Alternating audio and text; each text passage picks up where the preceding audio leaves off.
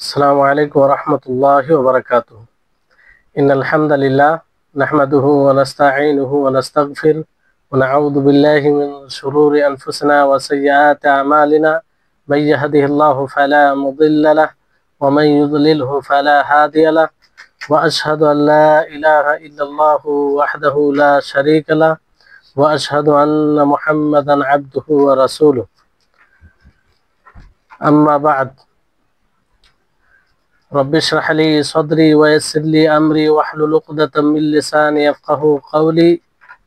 رب زدني علما رب زدني علما। সম্মানিত আজকের ক্লাসে উপস্থিত সুপ্রিয় ভাই সকল, সম্মানিতা বোন, প্রশংসা মাত্রই মহান আল্লাহ তাবারক ওয়া তাআলার জন্য, যিনি আমাদের সকলকে আজকের এই গুরুত্বপূর্ণ ক্লাসে উপস্থিত হওয়ার তৌফিক দিয়েছেন। তারপরে আমাদের সকলের প্রাণ প্রিয় নবী করিম মুহাম্মদ মুস্তাফা সাল্লাল্লাহু আলাইহি ওয়াসাল্লাম, ওনার উপর অসংখ্য শান্তি ধারা বর্ষিত হোক। আল্লাহুম্মা সাল্লি আলাইহি আল্লাহুম্মা বারিক আলাইহি। তো আমরা পূর্বের ক্লাসে লাইলাতুল কদরের রাত্রির ব্যাপারে কিছু বিষয় জেনেছিলাম, যেমন লাইলাতুল কদরের ফজিলত এবং লাইলাতুল কদরে কি কি আমল করতে হবে সেগুলো বিষয় জেনেছিলাম। তারপরে এই লাইলাতুল কদর থেকে বঞ্চিত হওয়া মানে প্রকৃতভাবে বঞ্চিত হয়ে যাওয়া, সেটাও আমরা জেনেছিলাম। এখন এই লাইলাতুল কদরের বিষয়ে আরো কিছু বিষয় রয়েছে যেগুলো আমরা জানার চেষ্টা করব। সেটা হচ্ছে যে এই লাইলাতুল কদর আল্লাহ তাআলা কেন এইভাবে ছুপিয়ে গোপনে রেখেছেন, এটা মানুষের কাছে স্পষ্ট নয় যে কোন রাত্রে। রমজান মাসের শেষ দশকে এটা সুনিশ্চিত, তবে কোন রাত্রে এই ব্যাপারে কেউ জানে না। এমনকি আপনারা জেনেছেন পূর্বে যে আল্লাহ নবী জেনেছিলেন, তারপরে ভুলে গিয়েছিলেন। আল্লাহ নবীকে ভুলিয়ে দেওয়া হয়েছিল। যাই হোক, আল্লাহ নবী ভুলে গিয়েছিলেন। তো এর হিকমা কি? এর হিকমা হচ্ছে এটাই যে যদি কোনো রাত্রের ব্যাপারে এটা সুস্পষ্ট হয়ে যেত যে এই রাত্রে লাইলাতুল কদর, তাহলে মানুষ সেই রাত্রিকেই ইবাদতে অতিবাহিত করত, রাত্রি জাগরণ করত, কিয়াম করত। কিন্তু যখন এটা অস্পষ্ট আর বলে দেওয়া হয়েছে যে এটা রমজান মাসের শেষ দশকে রয়েছে, ফলে যারা আগ্রহী, যারা এটা সওয়াব পেতে চায়, এই ফজিলতের অধিকারী হতে চায়, হাজার মাসের ইবাদতের চেয়ে উত্তম এক রাত ইবাদত করে এই রাতের, তাহলে এটার প্রতি যারা আগ্রহী তারা কি করবে? সেই এক রাতকে পাওয়ার জন্য এই রমজান মাসের শেষ দশকের সম্পূর্ণ রাত জাগরণ করবে, কিংবা একাধিক রাত জাগরণ করবে সেই রাতকে পাওয়ার জন্য। তো যতই জাগরণ করবে, যতই ইবাদত করবে ওই উদ্দেশ্য করে, তাহলে তার ইবাদত বেশি হবে, এতে আল্লাহ তাআলার নৈকট্য লাভ করতে পারবে, যেটা রাত্রি নির্ধারণ হয়ে গেলে হতো না আর কি। তো এটা হচ্ছে একটি গুরুত্বপূর্ণ হিকমা। তারপরে এই রাত্রির আলামত কি? এই রাত্রির আলামত সম্পর্কে কিছু বিষয় কোরআন হাদিস থেকে বোঝা যায় যে এই রাত যেগুলো হাদিসে বর্ণিত, হাদিসে প্রমাণিত, যে রাত্রিটি লাইলাতুল কদর হবে, সেই রাত্রিটি না গরম হবে না ঠান্ডা হবে, একদম সুন্দর আবহাওয়া হবে। কারণ এই ব্যাপারে জাবির বিন আব্দুল্লাহ রাদিয়াল্লাহু তাআলা আনহুমা থেকে বর্ণিত, তিনি বলেন যে রাসূল সাল্লাল্লাহু আলাইহি সাল্লাম বলেন, ইন্নী কুনতু উরিতু লাইলাতুল কদরি সুম্মা নুসিতুহা ওয়া হিয়া ফিল আশরিল আওয়াখিরি মিন লাইলাতিহা ওয়া হিয়া লাইলাতু তালকাতুল। মানে এই হাদিসে বলা হয়েছে যে আমাকে স্বপ্নে রাত দেখানো হয়েছে, কদরের রাত দেখানো হয়েছে, আবার আমাকে ভুলিয়ে দেওয়া হয়েছে, মানে আমি ভুলে গেছি আর কি। তো রাসূল সাল্লাল্লাহু আলাইহি সাল্লাম বলে যে এটা রমজান মাসের শেষ দশকে রয়েছে, আর সেই রাত্রিটি একদম খুব ভালো রাত, না বেশি শীত না বেশি গরম, মানে সেই রাত্রের আবহাওয়া খুব সুন্দর, প্রশান্তি, মানে এমন একটি আবহাওয়া হবে যে প্রশান্তি আসবে কিংবা ভালো লাগবে। তো এটা একটি আলামত যে সে রাত্রিটির আবহাওয়া খুব সুন্দর হবে, না অতিরিক্ত ঠান্ডা হবে না অতিরিক্ত গরম হবে। তারপরে দ্বিতীয় আলামত হিসাবে বলা হয় যে সূর্য সকাল সকাল লাল হয়ে উঠবে আর তার কিরণ থাকবে না, তার কিরণ থাকবে না। এই ব্যাপারেও হাদিস রয়েছে। আর পূর্বে যে হাদিসটি বলা হলো আপনাদেরকে যে সেই রাত না ঠান্ডা হবে না গরম হবে, এই রিওয়ায়াতটি আপনার ইবনে খুজাইমাতে রয়েছে আর মুসনাদ আহমদে রয়েছে। আর সূর্য আরেকটি আলামত যে সূর্য মানে সকাল সকাল লাল হয়ে উঠবে, তার কোনো কিরণ থাকবে না। এটা হচ্ছে জার বর্ণিত, তিনি বলেন যে আমরা বললাম হে আবুল মনজির, আর তিনি ছিলেন উবাই ইবনে কাব, যে কিসের মাধ্যমে এই রাত্রিকে জানা যাবে, লাইলাতুল কদরকে, কদরের রাত্রিকে। তো তিনি বললেন যে আল্লাহ নবী আমাদেরকে এই ব্যাপারে যেটা খবর দিয়েছেন বলেছেন সেটা হচ্ছে যে সূর্য সেই দিন উদিত হবে আর তার কোনো কিরণ থাকবে না, মানে লাল হয়ে থাকবে কিন্তু তার কোনো কিরণ থাকবে না। তো এগুলো আলামত বলা হয়েছে। আর এটাও বলা হয় যে এ রাতে ইবাদতের কারণে যারা এই রাত্রে কিয়াম করবে তারা এক প্রকারের প্রফুল্লতা এবং আলাদা একটা স্বাদ অনুধাবন করবে, যা অন্য অন্য রাতে এই স্বাদ অনুধাবন করা যায় না। আর মানুষ মাঝে মধ্যে তার স্বপ্ন দেখতে পারে যে এটি রাত, যেমন অনেক সাহাবা দেখেছেন। তো এটি আলামতের মধ্যে একটা বলা যেতে পারে যে মানুষ যদি দেখে যে এই রাত্রিটি লাইলাতুল কদর, তাহলে সেটা হতে পারে, সুনিশ্চিত নয়, তবে আলামতের মধ্যে কোনো আলামতে গণ্য করা যেতে পারে। তারপরে যেটা আপনাদেরকে বলা হলো যে সূর্য একদম স্বচ্ছ হয়ে উদিত হবে, হ্যাঁ, প্রাথমিক অবস্থায় তার কোনো কিরণ থাকবে না। কারণ উবাই ইবনে কাব তিনি এটাই বর্ণনা করেছেন যে সাবিহাতা লাইলাতুল কদরি তাতলুউ শামসু লা শুআআ লাহা কাআন্নাহা তাসত হাত্তা তারতাফিহা, যে সেই লাইলাতুল কদরের সকাল সূর্য উদিত হবে যে তার কোনো কিরণ থাকবে না, একদম স্বচ্ছ হয়ে উদিত হবে। এখানে আরেকটি বিষয় যে এই লাইলাতুল কদরের ব্যাপারে মানুষের মাঝে কিছু ধারণা আছে, বিভ্রান্তিকর ধারণা, যেগুলো সঠিক নয়। যেমন অনেকেই ধারণা এরকম রাখে যে সে রাত্রে গাছপালা স্বেচ্ছায় অবনত হয়ে যায়, মানে সাজদায় পড়ে যায়, এগুলো ভিত্তিহীন। তারপরে দালান কোঠা ঘুমিয়ে পড়ে, এগুলোর কোনো ভিত্তি নাই। লবণাক্ত পানিতে রূপান্তরিত হয়, কুকুর আওয়াজ দেওয়া বন্ধ করে দেয়, এই সকল ধারণার কোনো ভিত্তি নেই, এই সকল ধারণার কোনো ভিত্তি নেই। তাহলে এই বিষয়টি খেয়াল রাখতে হবে, মানে কোরআন ও হাদিস ছাড়া যেগুলো মানুষ বলে, যেগুলো মানুষ ধারণা করে, সেগুলো সঠিক নয়, সেগুলো বিশ্বাসও করা উচিত না, আর সেগুলো অন্যদের কাছে বলাও উচিত নয়, অন্যদের কাছে বলাও উচিত নয়। তাহলে এই হচ্ছে লাইলাতুল কদর। তারপর আরেকটি যেটা এর সাথে সম্পৃক্ত বিষয়, সেটা গুরুত্বপূর্ণ, যে এই আমরা জানলাম যে এই লাইলাতুল কদর রমজান মাসের শেষ দশকে, তবে কোন রাত্রিতে, এই রমজান মাসের শেষ দশকে এই কোন রাত্রিতে। তো এই রাত্রির ব্যাপারে আরেকটি বিষয় যে নবী করিম মুহাম্মদ সাল্লাল্লাহু আলাইহি ওয়াসাল্লাম বিশেষভাবে রমজান মাসের শেষ দশকে খুব কঠোরভাবে পরিশ্রম করতেন, যা অন্য কোনো দশকে পরিশ্রম করতেন না। তো এই শেষ দশকেই লাইলাতুল কদর রয়েছে।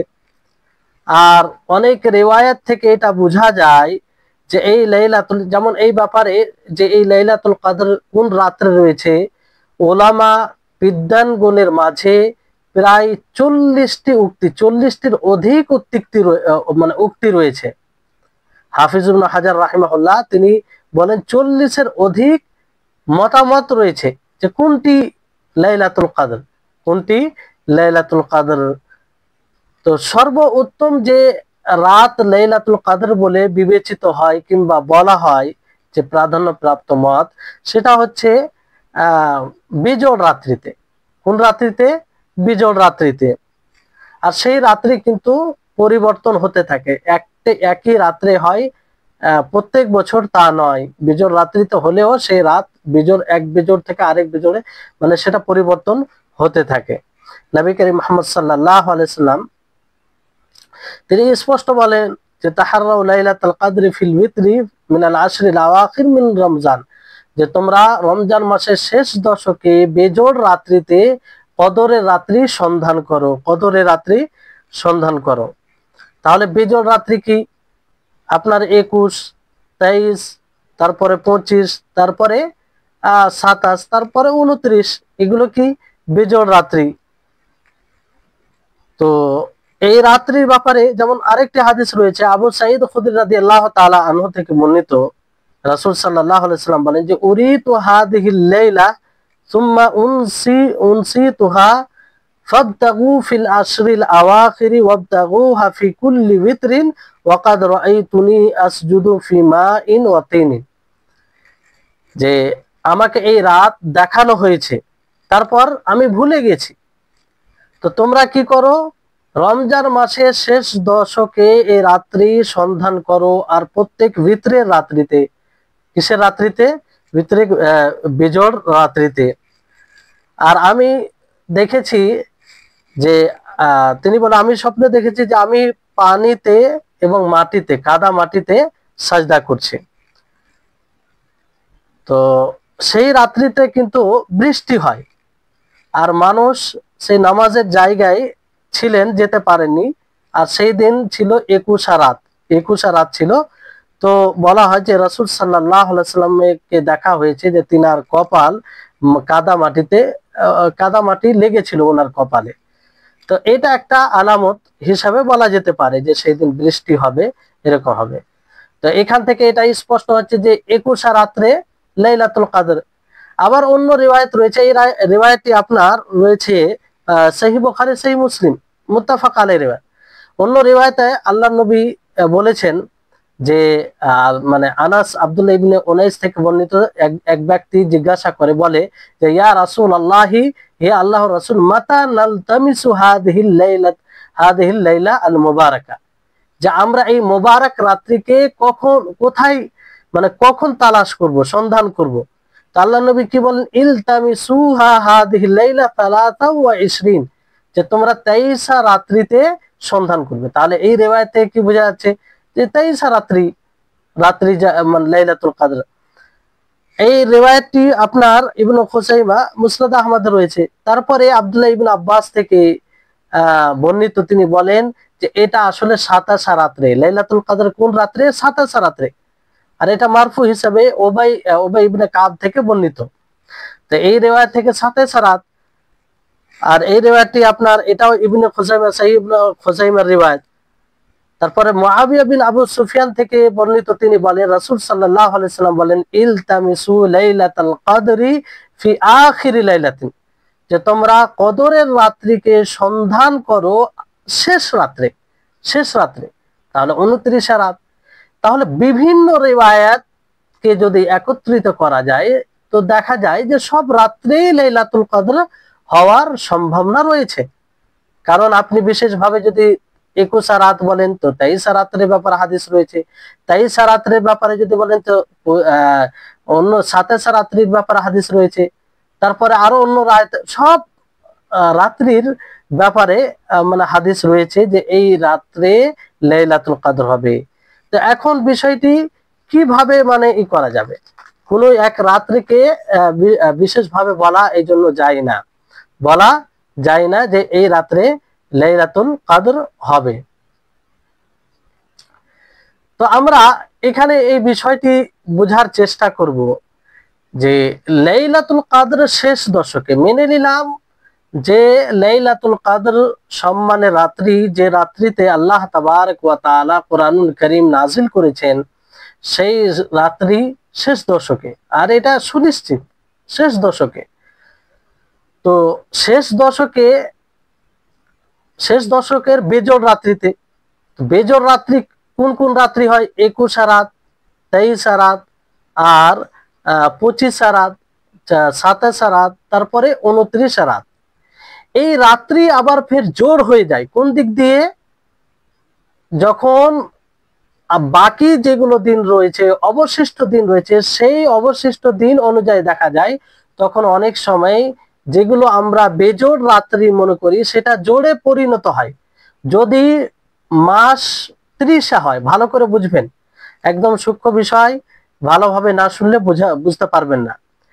যে ধরুন আপনি 29 মাস মনে করেন, 29 মাস যদি হয় তাহলে আপনার বেজোড় রাত্রি 21 রাত, ঠিক আছে, নবম রাত্রি 21 রাত। যেমন আপনি এখান থেকে গণনা দেন যে আপনার বেজোড় রাত্রি কে 21 হচ্ছে, আর তারপরে 23 হচ্ছে, তারপর 25, তারপর 27, তারপর 29। জি, এইভাবে বেজোড় রাত্রি হচ্ছে। কিন্তু পূর্ণ মাস হতে গেলে, কারণ বাকি যেগুলো দিন আছে সেই হিসেবে আপনাকে দেখতে হবে। এই কথাটা বলার কারণ কি? এই কথাটা বলার কারণ হচ্ছে যে আল্লাহর নবী নিজেই বলেছেন যে তোমরা অবশিষ্ট নবম রাত্রিতে অথবা পঞ্চম রাত্রিতে অথবা সপ্তম রাত্রিতে কি করো? লাইলাতুল কদর সন্ধান করো। তো অবশিষ্ট বাকি নবম রাত্রিতে, তো বাকি নবম রাত্রি যদি আপনি দেখেন তো 29 মাস হিসাবে নবম রাত্রি একটা ভিন্ন হবে, আর 30 মাস হিসাবে নবম রাত্রি ভিন্ন হবে। আপনাদেরকে হিসাব করে বুঝায়, 29 মাস হয় তাহলে নবম রাত্রি হবে 21 রাত। যেমন ধরেন যে এই হাত দিয়ে গণনা করেন 21, 22, তাহলে মানে আপনি এখান থেকে মানে নবম রাত্রি অবশিষ্ট নবম রাত্রি মানে যে বেঁচে আছে নবম রাত্রি সেই রাত্রি, তো নবম রাত্রি আপনি শেষ থেকে, তো 29 মাস থেকে ধরেন যে 29, 30, না 29, 28, 27, তারপরে আপনার 26, 25, আর 24, 23, 22, 29। দেখেন নবম হচ্ছে এই যে দুটি আঙুল, তারপরে নবম রাত্রি। 29 মাস হলে নবম রাত্রি হচ্ছে 21 রাত, ঠিক আছে। তারপরে আপনার সপ্তম রাত্রি হচ্ছে আপনার 24 রাত।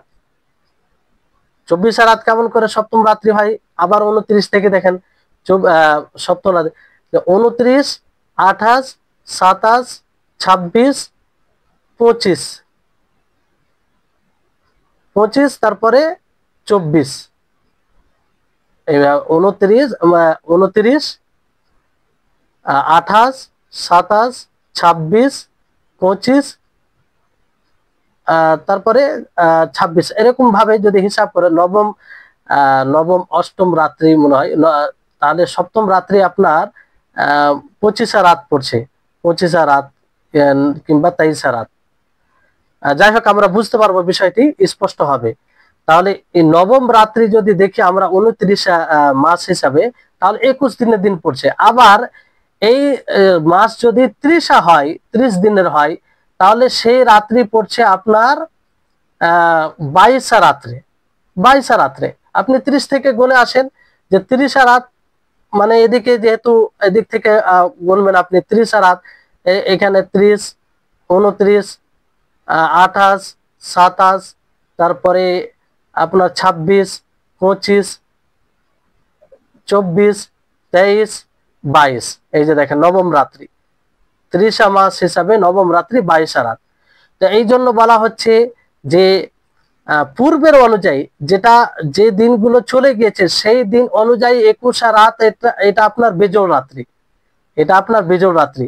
কিন্তু যে দিনগুলো বাকি আছে সেই দিন অনুযায়ী যদি মাস 30 হয় তাহলে যেটা বেজোড় রাত্রি সেটা জোড়ে পরিণত হবে, আর যেটা জোড় রাত্রি সেটা বেজোড়ে পরিণত হবে বাকি দিন অনুযায়ী। এই কথার ভিত্তি আপনারা বুঝতে পারবেন। এই জন্য বলা হচ্ছে যে যে দিনগুলো চলে গিয়েছে সেই দিন অনুযায়ী একটা হিসাব হবে, আর যে দিনগুলো বাকি আছে সেই দিন অনুযায়ী একটা হিসাব হবে। আব্দুল্লাহ ইবনে আব্বাস রাদিয়াল্লাহু আনহুমা থেকে বর্ণিত, নবী সাল্লাল্লাহু আলাইহি সাল্লাম বলেন যে ইলতামিসুহা ফিল আশরিল আওয়াখির মিন রমজান লাইলাতুল কদরি ফি তাসিআতিন তাবকা ফি সাবিআতিন তাবকা ফি খামিসাতিন তাবকা, যে তোমরা রমজান মাসের শেষ দশকে রাত্রিকে শেষ দশকে সন্ধান করো, কি লাইলাতুল কদর সম্মানের রাত্রি সন্ধান করো, অবশিষ্ট নবম রাত্রিতে, মানে বাকি নবম রাত্রিতে, তারপরে সপ্তম রাত্রিতে, পঞ্চম রাত্রিতে, এইভাবে আল্লাহ নবী বলেন। আর এই হাদিসটি সহিহ বুখারীর হাদিস। হাদিসটি কি? সহিহ বুখারীর হাদিস। তারপরে ইমাম মুসলিম রাহিমাহুল্লাহ তিনি আবু সাঈদ খুদরি রাদিয়াল্লাহু তাআলা আনহু থেকে বর্ণনা করেন যে ইতাকাফা রাসূলুল্লাহ সাল্লাল্লাহু আলাইহি ওয়াসাল্লাম আল আশরাল আওসাতা মিন রমজান, রাসূল সাল্লাল্লাহু আলাইহি ওয়াসাল্লাম রমজান মাসের মধ্য দশক ইতিকাফ করেন লাইলাতুল কদরে সন্ধান করার জন্য, সম্মানের রাত্রিকে পাওয়ার জন্য। তখন আল্লাহর নবীর জন্য স্পষ্ট হয়নি যে লাইলাতুল কদর শেষ দশকে রয়েছে, কিন্তু যখন স্পষ্ট হলো যে শেষ দশকে রয়েছে, তখন আল্লাহ নবী আবার তিনি রমজান মাসের শেষে তাঁবু টাঙিয়ে আবার ইতিকাফ করেন, সন্ধান করেন। তো ওই জায়গায় এই ক্ষেত্রে আল্লাহ নবী বলেন যে ইয়া আইয়ুহান নাস, হে মানব মানব সম্প্রদায়, ইন্নাহা কানাত উবিনাত লি লাইলাতুল কদরি, যে আমার জন্য লাইলাতুল কদর কোন রাত্রিতে এটা স্পষ্ট করা হয়েছিল, কিন্তু আমি বের হই তোমাদেরকে বলার জন্য, যেটা পূর্বে বলা হয়েছিল এই অর্থে হাদিস। তো তিনি বলে যে আমি তোমাদেরকে বলার জন্য, খবর দেওয়ার জন্য বের হই। তো দুই মানুষ, দুই ব্যক্তি আপোষে তারা ঝগড়া করছিল, তাদের সাথে শয়তান ছিল। তো ফানুসিতুহা, আমাকে ভুলিয়ে দেওয়া হয়েছে, আমি ভুলে গেছি। তো তোমরা কি করো? ফালতামিসুহা ফিল আশরিল আওয়াখির মিন রমজান, তোমরা রমজান মাসের শেষ দশকে এটা সন্ধান করো। ইলতামিসুহা, তোমরা সন্ধান করো, ফিত্তাসিয়াতে নবম রাত্রিতে, ও সাবিআতে কোন রাত্রিতে? সপ্তম রাত্রিতে, ওয়াল খামিসাতে আর পঞ্চম রাত্রিতে। তো এখানে বলা হয় যে আবু সাঈদ খুদরি রাদিয়াল্লাহু তাআলা আনহুকে, যে হে আবু সাঈদ খুদরি, হে আবু সাঈদ, ইন্নাকুম আ'লামু বিল আদাদ মিন্না, যে আপনি আমাদের চেয়ে বেশি সংখ্যাকে জানেন। তিনি বলেন হ্যাঁ, নাহানু আহাক্কু বিযালিকা মিনকুম, যে আমরা তোমাদের তুলনায় বেশি এটা জানি। স্বাভাবিক, যেহেতু নবী সাল্লাল্লাহু আলাইহি ওয়াসাল্লামের জীবদ্দশায় তিনারা আমল করেছেন, নবী সাল্লাল্লাহু আলাইহি ওয়াসাল্লামকে আমল করতে দেখেছেন।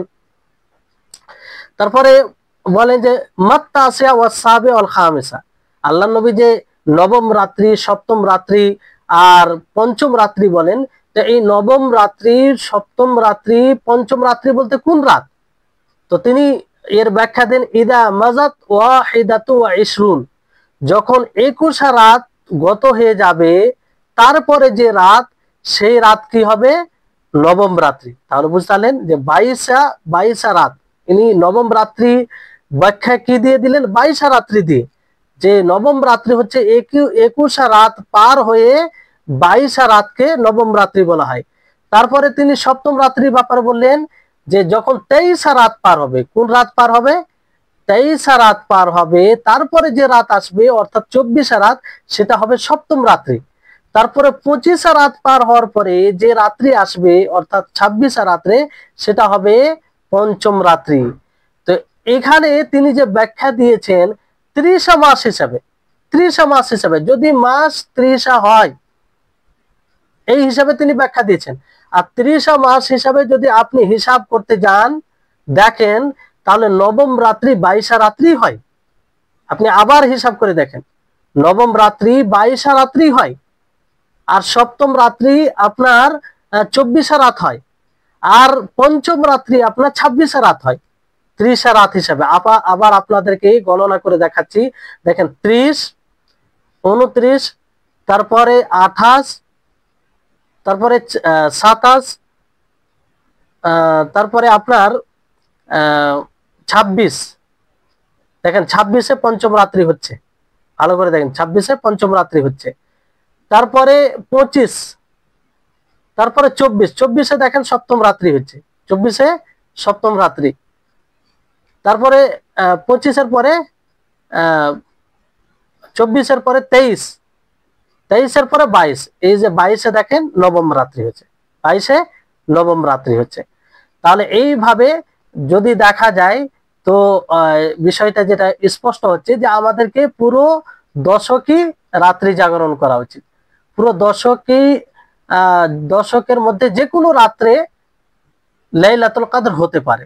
কারণ বেজোড় রাত্রিতেও যদি হয়, তো বেজোড় রাত্রি দেখা যাচ্ছে যে পূর্বের যেগুলো দিন চলে গিয়েছে সেই দিন অনুযায়ী বেজোড়, কিন্তু আগামীতে যে দিনগুলো বাকি আছে সেটা মাস 29 হবে না 30 হবে, 30 হলে সেটা আবার জোড়ে পরিণত হয়, আবার 29 হলে ঠিক থাকবে।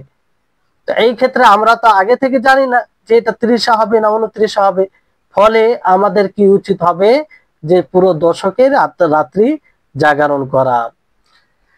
ইবনে আতিয়া রাহিমাহুল্লাহ তিনি তার তাফসিরে বলেন যে এই লাইলাতুল কদরের রাত্রি মানে রমজান মাসের শেষ দশকের বিজোড় রাত্রিতে ঘোরাফেরা করে, আর এটাই সঠিক। কিন্তু এই বেজোড় রাত্রি মাস পূর্ণ হওয়ার হিসাবে মানে 29 হওয়ার হিসাবে ও 30 হওয়ার হিসাবে মানে পরিবর্তন হয়। অনেক সময় কি হয় যে 29 রাত্রি হওয়াতে যে বেজোড় রাত্রিগুলো থাকে 21 রাত্রি যেমন, সেটা যদি 30 মাস হয় তাহলে সেটা জোড় রাত্রিতে পরিণত হয়ে যায়, যেটা আপনাদেরকে গণে বোঝানো হলো। আর এই জন্য নবী সাল্লাল্লাহু আলাইহি সাল্লাম তিনি বলেন যে লিসালিসাতিন তাবকা, যে অবশিষ্ট তৃতীয় রাত্রিতে, লিখামিসাতিন তাবকা অবশিষ্ট পঞ্চম রাত্রিতে, লিসাবিআতিন তাবকা অবশিষ্ট সপ্তম রাত্রিতে। তারপরে তিনি বলেন ইলতামিসুহা ফিত্তালিসাতি ওয়াল খামিসাতি ওয়াস সাবিআতি ওয়াত তাসিয়া। তো ইমাম মালিক রাহিমাহুল্লাহ এই তাসিয়া থেকে মানে এটা যে অর্থ নিয়েছেন যখন মানে 29 রাত মানে 21 রাত, তাসিয়া থেকে নবম রাত্রি থেকে উনি কি অর্থ নিয়েছেন 21 রাত। আর এই 21 রাত তখনই তিনি এই অর্থ নিয়েছেন যখন মাস 29 হবে, আর 29 যখন মাস হয় তখন নবম রাত্রি 21 রাত হয়। কোন রাত হয় 21 রাত হয়। কিন্তু যখন 30 মাস হয় তখন নবম রাত্রি 21 রাত হয় না, বরং সেটা 22 রাত হয়ে যায়, 22 রাত হয়ে যায়। ফলে এটা স্পষ্ট যে লাইলাতুল কদর রমজান মাসের পুরো শেষ দশকে ঘোরাফেরা করে। পুরো শেষ দশকে প্রত্যেক রাতে যে কোনো রাত্রি হতে পারে, যে কোনো রাত্রি হতে পারে। কারণ আমরা যেটাকে বিজোড় মনে করছি সেটা জোড় হতে পারে, আবার যেটাকে জোড় মনে করছি সেটা বিজোড় হতে পারে। তো উভয় রাত্রিকে জোড় বিজোড় পুরো দশককেই যদি আমরা পুরো দশককেই ইবাদতের মাধ্যমে অতিবাহিত করি, লাইলাতুল কদরকে সন্ধান করি, তাহলে সেই লাইলাতুল কদর আমাদের হাত থেকে কোনো মতেই ছুটবে না, এটা সুনিশ্চিত ছুটবে না। শেখুল ইসলাম ইবনে তাইমিয়া রাহিমাহুল্লাহ তিনি বলেন যে লাইলাতুল কদর রমজান মাসের শেষ দশকে, নবী সাল্লাল্লাহু আলাইহি সাল্লাম থেকে এটা বিশুদ্ধভাবে প্রমাণিত। আর এটা বিজোড় রাত্রিতে। কোন রাত্রিতে? বিজোড় রাত্রিতে। কিন্তু বিজোড় রাত্রি একটা অতীতের হিসাবে হয়। কিসের হিসাবে হয়? অতীতের হিসাবে, মানে অতীতে যেগুলো মানে এক রমজান থেকে সেই হিসাবে একটা বিজোড় রাত্রি হয়। তো ওই হিসাবে বিজোড় রাত্রি কোন রাত্রিগুলো হবে? 21, 23, 25, তারপরে 27, তারপরে 29, এগুলো বিজোড় রাত্রি হবে, মানে পূর্বে অতীত অনুযায়ী। আর অবশিষ্ট দিন অনুযায়ী বিজোড় রাত্রি হয়। তো এটা আপনার পরিবর্তন মানে এটা নির্ভর করে যে মাস 30 হবে না 29 হবে। যদি 29 হয় তাহলে ঠিক আছে, আর যদি 30 হয় তাহলে কিন্তু বিজোড় রাত্রি আপনার কোন রাত্রি হয়ে যাচ্ছে? সেটা বিজোড় রাত্রি মানে জোড় রাত্রিতে হয়ে যাচ্ছে।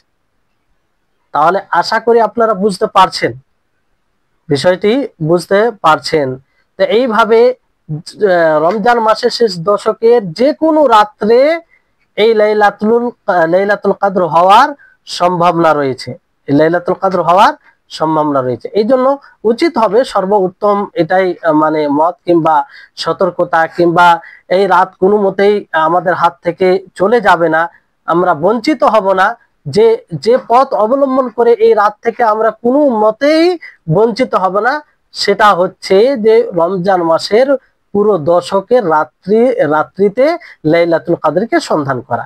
শুধু বেজোড় রাত্রি আমরা যেটাকে বলছি সেই রাত্রিতে নয়, বরং পুরো দশককেই রাত্রি, পুরো একদম এই রাত্রি হিসেবে 21 রাত হিসেবে পুরো, কিংবা 20 মানে দশক, যেহেতু পুরো পুরো রাত্রিকে মানে পুরো দশকের রাত্রিতেই মানে এই রাতকে সন্ধান করতে হবে, এতেই বেশি সতর্কতা রয়েছে। জি, যদিও প্রাধান্য প্রাপ্ত মত এটাই বলে, বেশিরভাগ ওলামায়ে কেরাম এটাই বর্ণনা করে যে বিজোড় রাত্রিতে লাইলাতুল কদর রয়েছে, বেজোড় রাত্রিতে লাইলাতুল কদর রয়েছে।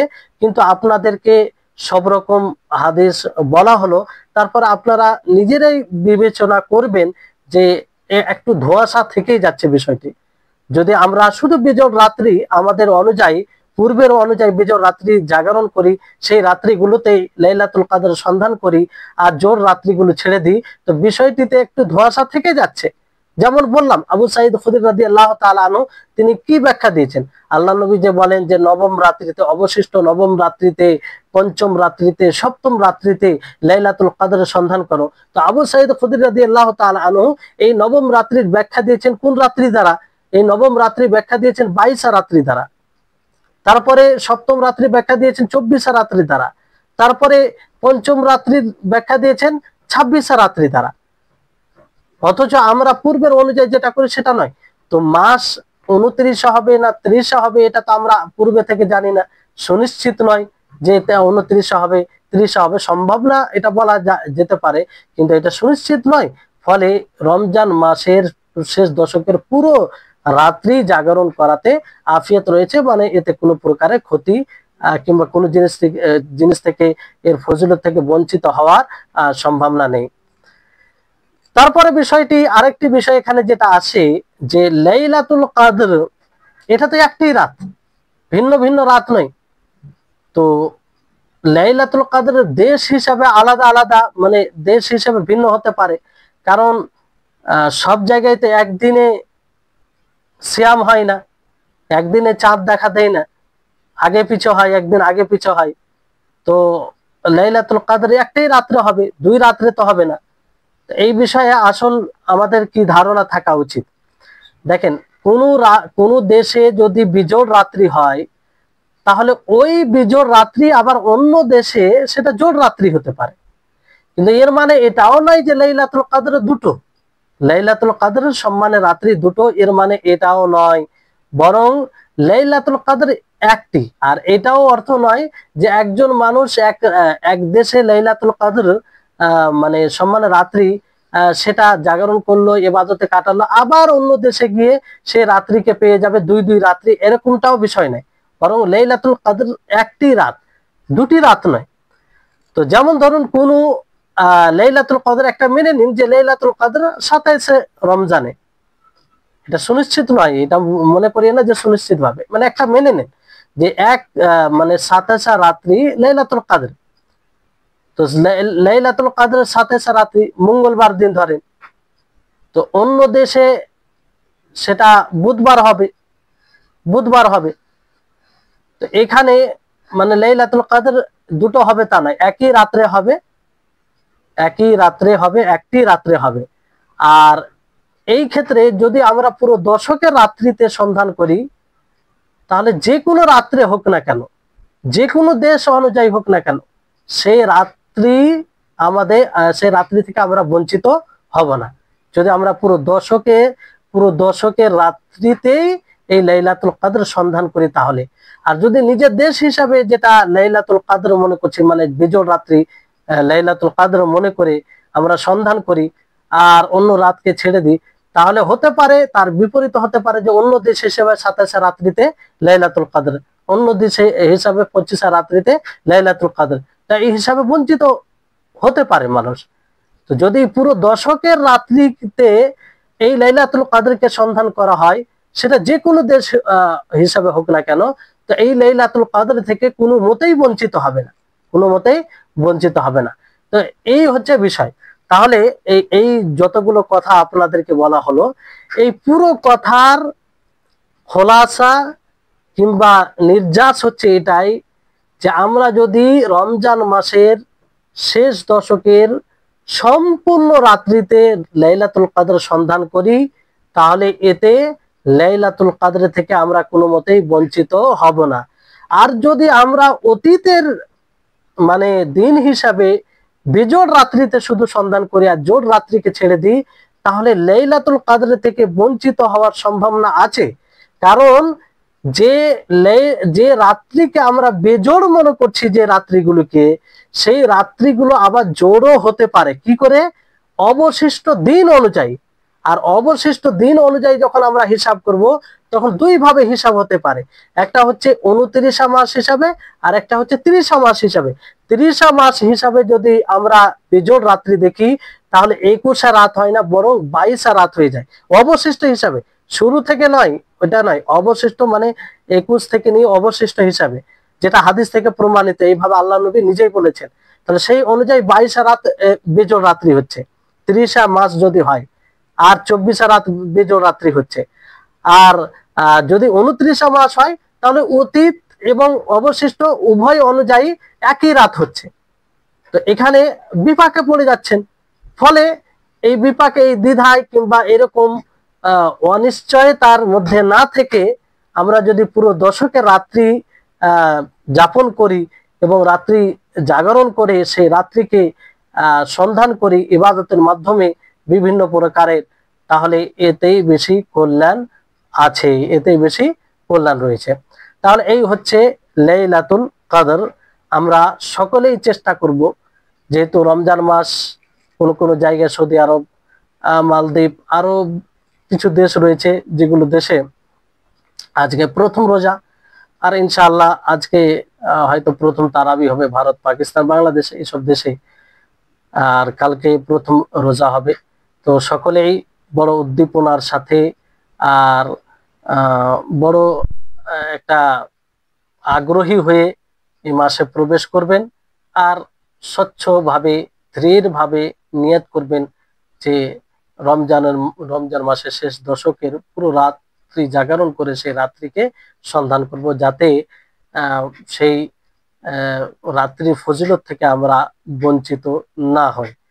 তো এই হচ্ছে আপনার এই লাইলাতুল কদরের বিষয়। আশা করি এর সমস্ত বিষয়গুলো যেগুলো দিক বলার ছিল সেগুলো বলা হয়েছে। আর এই রাত্রিকে কিভাবে জাগরণ করবেন? তেলাওয়াত করে, কোরআন তেলাওয়াত করে, আপনি সালাত আদায় করে, নফল সালাত আদায় করে, দোয়া করে, বিভিন্ন ভাবে, এইভাবে আপনি এক কথাই পুরো রাতকে ইবাদতের মাধ্যমে কাটাবেন। ভিন্ন ভিন্ন ইবাদত করবেন, কারণ ইবাদত একরকম নয়, সব রকম ইবাদত করে আপনি এই রাত্রিকে অতিবাহিত করবেন। তারপরে বিষয় হচ্ছে যে কিয়ামুল লাইল। কিয়ামুল লাইল সম্পর্কে বড় লম্বা আলোচনা হবে। তো আজকে হয়তো তার ফজিলত বিষয়ে কিছু কথা তুলে ধরবো। এর পরের পুরো ক্লাসটি কিয়ামুল লাইল সম্পর্কেই হবে। কারণ এটি যেহেতু কিয়ামুল লাইল একটা আম ভাবে কিয়ামুল লাইল, আর একটা রমজান মাসে তারাবি। তো যেহেতু আলোচনা হচ্ছে, আমরা পুরো ব্যাপারটাই, পুরো বিষয়টাই যেন আমাদের নিকটে সুস্পষ্ট থাকে, এর ফজিলত থেকে নিয়ে এটার পদ্ধতি কি, আর এই রাত্রির মানে এই কিয়ামুল লাইল এর অবস্থান শরীয়তে কতটা রয়েছে, এই ব্যাপারে আমরা জানার চেষ্টা করব। আপনাদের এখানে মাগরিব কত মিনিট সময় আছে?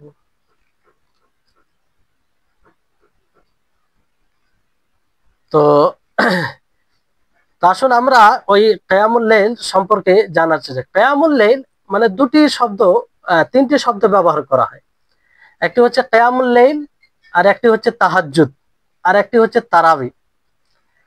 কিয়ামুল লাইল বলা হয় যেটি রাত্রে সালাত আদায় করা হয়, সেটা হয় ঘুমের পরে হোক কিংবা ঘুমের না ঘুমিয়ে হোক, কেউ ঘুমানোর পরে যদি আদায় করে কিংবা ঘুমায়নি কেউ, এক কথায় রাত্রে যে সালাত আদায় করা হয়, তাহাজ্জুদ সালাত বলতে পারেন, সেটাকেও তাহাজ্জুদ বলা হয়। তাহাজ্জুদ কেন বলা হয় সেটাও বলা হবে। কিয়ামুল লাইল এই জন্য বলা হয় যে সেটা রাত্রে সালাত আদায় করা হয়। তো রাত্রে সালাত যেটা আদায় করে সেটাকে কিয়ামুল লাইল, ঘুমের পরে হোক অথবা না ঘুমিয়ে। আর তাহাজ্জুদ এটা রাত্রের নামাজকেই বলা হয়। কিন্তু এটা বিশেষভাবে যেটা ঘুমের পরে হবে। ঘুমিয়ে যে সলাৎ রাত্রে আদায় করবে, ঘুমানোর পরে ঘুম থেকে উঠে, ওই সলাৎকে বিশেষভাবে তাহাজ্জুদ বলে।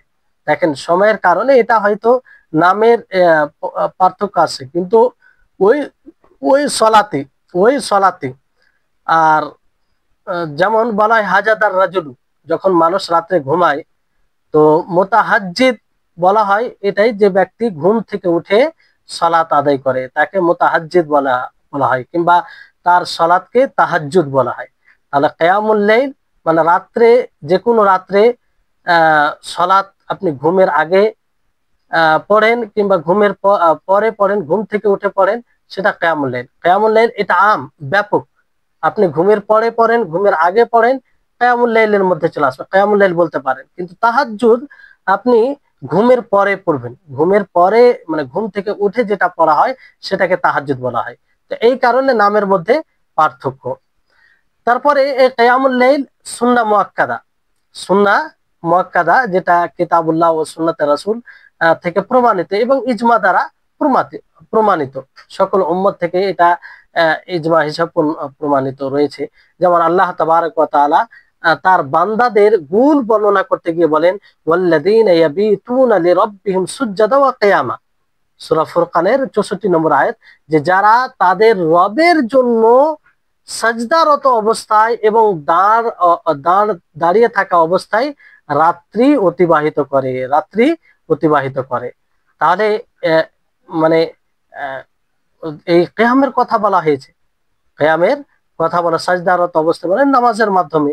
তারপরে আল্লাহ তাবারক ওয়া তাআলা তার নিজের ওই মুত্তাকি বান্দাদের প্রশংসা করেছেন এই বলে, যে ইন্নাল মুত্তাকিনা ফি জান্নাতি ওয়া উয়ুন, যে নিশ্চয় যারা মুত্তাকি তারা জান্নাতে হবে এবং ঝর্ণায় হবে। আখিদিনা মা আতাহুম রাব্বুহুম ইন্নাহুম কানু ক্বাবলা যালিকা মুহসিনিন, যে তারা তাদের রব যা দিবে সেটাকে খুশি খুশি তারা গ্রহণ করবে, গ্রহণকারী হবে, এবং এর পূর্বে তারাই ছিল সৎকর্মশীল। কানু কালিলাম মিনাল লাইলি মা ইয়াহজাউন, তারা রাত্রে খুব কম মানে ঘুমায়। অবিল আসহারে হুম ইস্তাগফিরুন, এবং তারা সাহরির সময় কি করে, ইস্তেগফার করে, আল্লাহর কাছে ক্ষমা চায়। তো ওই সময় সালাত আদায়কারী যারা কম ঘুমায় তাদের আল্লাহ তাআলা প্রশংসা করছেন। তারপর আল্লাহ তাআলা এটি সূরা জারিয়াতের 15 থেকে 18 নম্বর আয়াতে, আল্লাহ তাআলা সূরা সাজদার 16 থেকে 17 নম্বর আয়াতে বলেন, তাতাজাফা জুনুবুহুম আনিল মাযাজি ইয়াদউনা রাব্বাহুম খাওফান ওয়া তামআ ওয়া মিম্মা রাযাকনাহুম ইউনফিকুন, যে তাদের পার্শ্ব তাদের বিছানা থেকে আলাদা বিচ্ছিন্ন, এবং তারা তাদের রবকে তাকে ভয় করে তার প্রতি আশা করে ডাক দেয়, দোয়া করে, আর আল্লাহ তাআলা যা তাদেরকে দিয়েছেন তা থেকে তারা খরচ করে। ফালা তা'লামু নাফসুম মা উখফিয়া লাহুম মিন কুররাতি আয়ুন জাযাআম বিমা কানু ইয়ামালুন, তো কোনো নফস, কোনো মানুষ জানে না যে তাদের জন্য কি ছুপিয়ে মানে এই যে যারা রাত্রে সালাত আদায় করে তাদের প্রতিদান আল্লাহ তাআলা যে কি ছুপিয়ে রেখেছে তারা কেউ জানে না, কোনো মানুষই জানে না, কোনো প্রাণী জানে না। আর সেটা তাদের চক্ষু শীতল হবে। আর এটা ছবি তো বিষয়, জাযাআম বিমা কানু ইয়ামালুন, যা তারা আমল করেছে তার এটা বদলা হবে। তো এইভাবে আল্লাহ তাবারক ওয়া তাআলা তাদের প্রশংসা করেছেন। এরকম ভাবে সূরা জুমারের আয়াত আল্লাহ তাআলা তাদের প্রশংসা করেছেন। জি, তাহলে এই রাত্রির ফজিলত কিংবা গুরুত্ব এখান থেকে আমরা বুঝতে পারি। হাদিসে এইভাবে আছে যে আফজালুস সিয়ামি বাদা রমজান, রমজানের পরে সর্বোত্তম সিয়াম রোজা হচ্ছে শাহরুল্লাহি আল মুহাররম, মুহাররম মাসের সিয়াম।